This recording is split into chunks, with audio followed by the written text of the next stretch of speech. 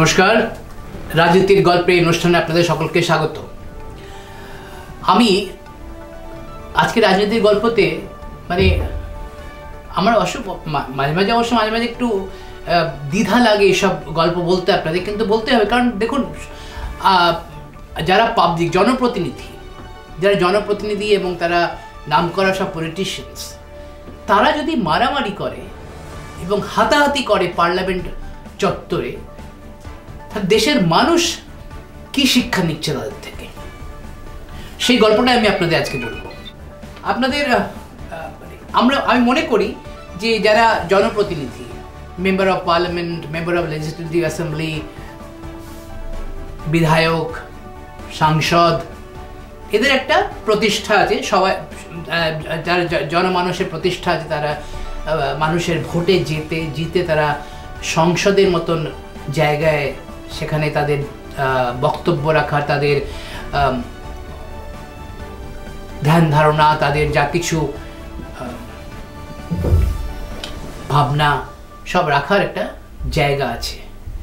এবং সেই ধরনের একটা জায়গাতে তারা যদি গিয়ে মারামারি করে, প্রকাশ্যে মারামারি করে, তাহলে কি ধরনের একটা অরাজকতার সৃষ্টি হয়, জনমানুষের কি প্রতিক্রিয়া হয়, সেইটা আমার একটু বুঝতে অসুবিধা হয় মাঝে মাঝে। কেন এই কথাগুলো বলছি আপনারা ভাবছেন হয়তো আমি এই কথাগুলো আজকে কেন বলছি। আজকেই সংসদে কি হয়েছে, সংসদের চত্বরে গেটের মুখে বিজেপি এবং কংগ্রেসের মধ্যে মারামারি হয়েছে। রাহুল গান্ধী, অভিযোগ যে রাহুল গান্ধী নাকি এমন ধাক্কা দিয়েছে যে বিজেপির সারঙ্গী, যিনি মন্ত্রী ছিলেন মোদির ক্যাবিনেটে, ওড়িশা থেকে, বর্ষিয়ান নেতা, তার মাথায় চোট লেগেছে। এবং সেই নিয়ে এখন পুরো রাজনৈতিক চাপানুতর চলছে। বিজেপির সুষমা স্বরাজের মেয়ে মাসুরি স্বরাজ, যিনি নতুন দিল্লির সাংসদ, তিনি গেছেন। অনুরাগ ঠাকুর আরেকজন সাংসদ হিমাচলের, তারা গেছেন পার্লামেন্ট স্ট্রিট পুলিশ থানাতে, এবং থানাতে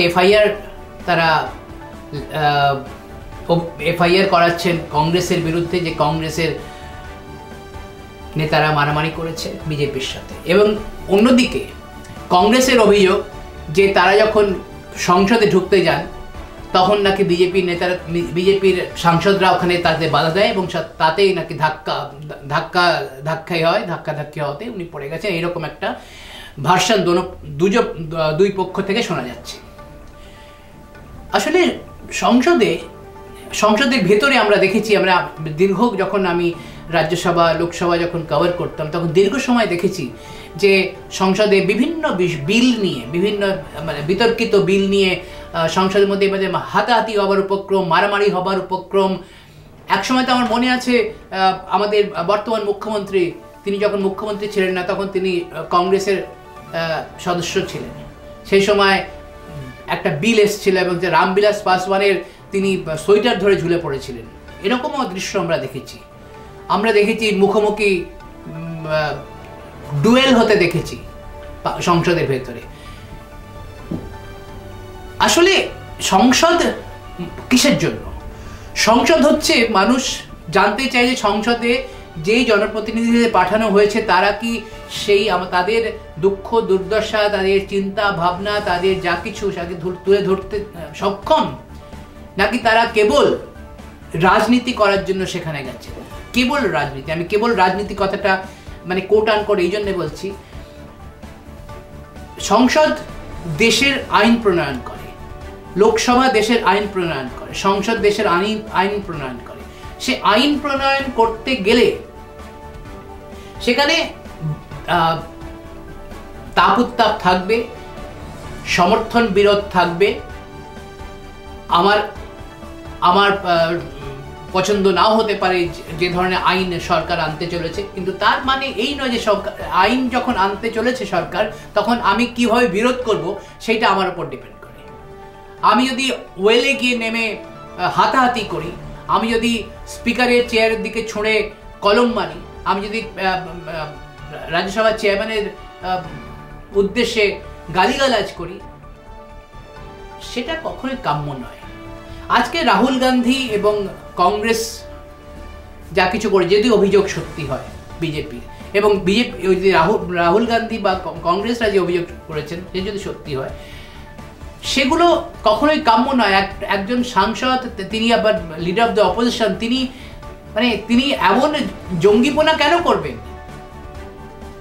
এমন অনেক সময় আমরা দেখেছি, এমন অনেক সময় হয়েছে যে সাংসদরা সংসদের সামনে ধর্ণা দিচ্ছেন, সেখানে সে সময় ভিপি সিং, প্রধানমন্ত্রী ভিপি সিং সেখানে বসে গেলেন, বললেন যে তোমাদের কি প্রবলেম সেটা আমাদের বলো, আমি সলভ করার চেষ্টা করব, তোমরা এখান থেকে ধর্ণা থেকে উঠে যাও। তো সেটা তারা উঠে গেল ধর্ণা থেকে।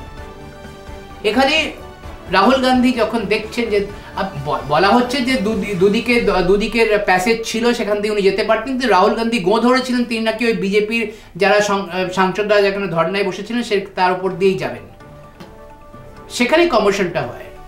আমাদের মনে রাখতে হবে যে রাহুল গান্ধী কিন্তু লিডার অফ দ্য অপোজিশন, এবং রাজনীতিতে যে কোনো সংসদীয় প্রণালীতে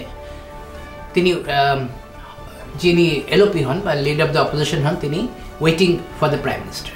তার এই ধরনের আচরণ, এই ধরনের গুন্ডাগিরি, আমি গুন্ডাগিরি বলছি, এটা কি ঠিক?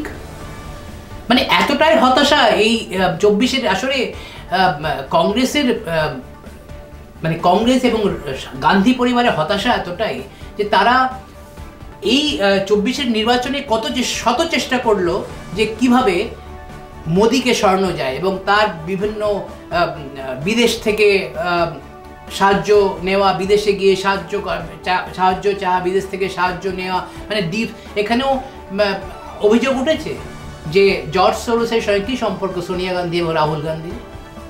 এই জর্জ সোরোস, যিনি আমাদের প্রতিবেশী বাংলাদেশে ঘটনা ঘটিয়েছে সম্প্রতি, বলা হচ্ছে তার হাত আছে, বলা হচ্ছে যে শ্রীলঙ্কাতে এই ডিপ স্টেটের হাত ছিল। বিভিন্ন দেশে এই ডিপ স্টেট এই ধরনের কাজকর্ম করে থাকে। এইখানে ভারতেও প্রচুর চেষ্টা হয়েছিল মোদিকে সরাতে, 2014 থেকে এই চেষ্টা চলে আসছে, কিন্তু তারা সফল হতে পারেনি। 24-ও চেষ্টা করেছিল, 24-এ চেষ্টা করা সত্ত্বে কিছুটা বেগ দিতে পেরেছিল, কারণ তারা 305 থেকে 305 আসন ছিল 2019-এ, 2024-এ বিজেপির আসন সংখ্যা নেমে দাঁড়ায় 240। সেখানে বেগ দিতে পেরেছিল। রাহুল গান্ধী ভেবেছিল যে 240 থেকে যদি নামানো যায়, কিছু করেই যদি এই সরকারটাকে মধ্যখানে ফেলা যায়, তার জন্য চেষ্টা চলে যাচ্ছে। রাহুল গান্ধীরা তারা চেষ্টা চরিত্র করে যাচ্ছে কিভাবে নীতিশ কুমারকে, কিভাবে নাইডুকে ওইখান থেকে সরিয়ে আনা যায়।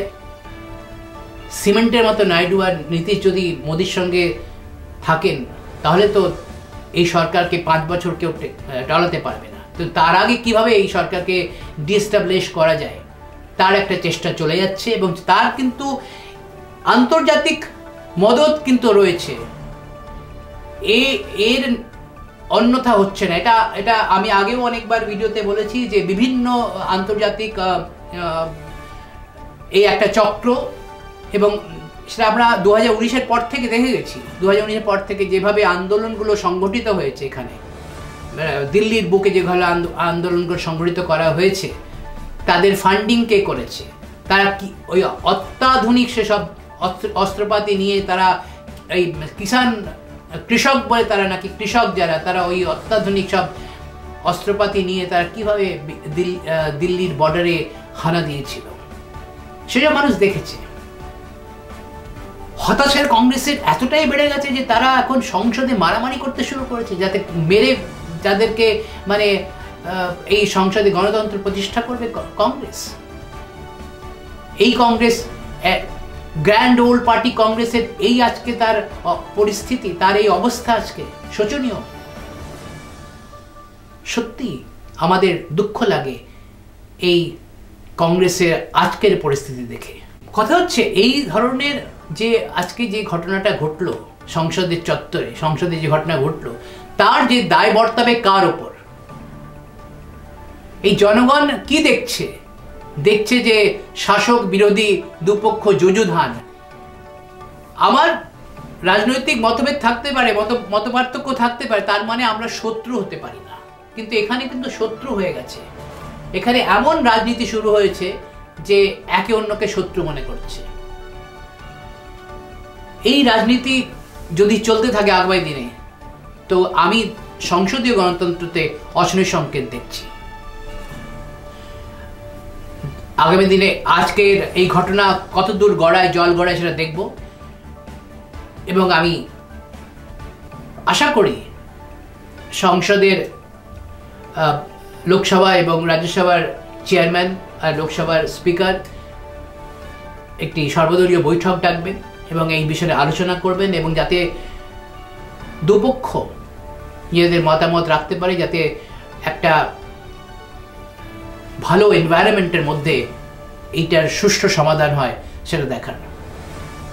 আসলে রাজনীতি হচ্ছে আম্বেদকরকে নিয়ে। কে আম্বেদকরকে বেশি ভালোবাসে, বিজেপি না কংগ্রেস? সেই রাজনীতির বলি হলো আজকে সংসদ। নমস্কার।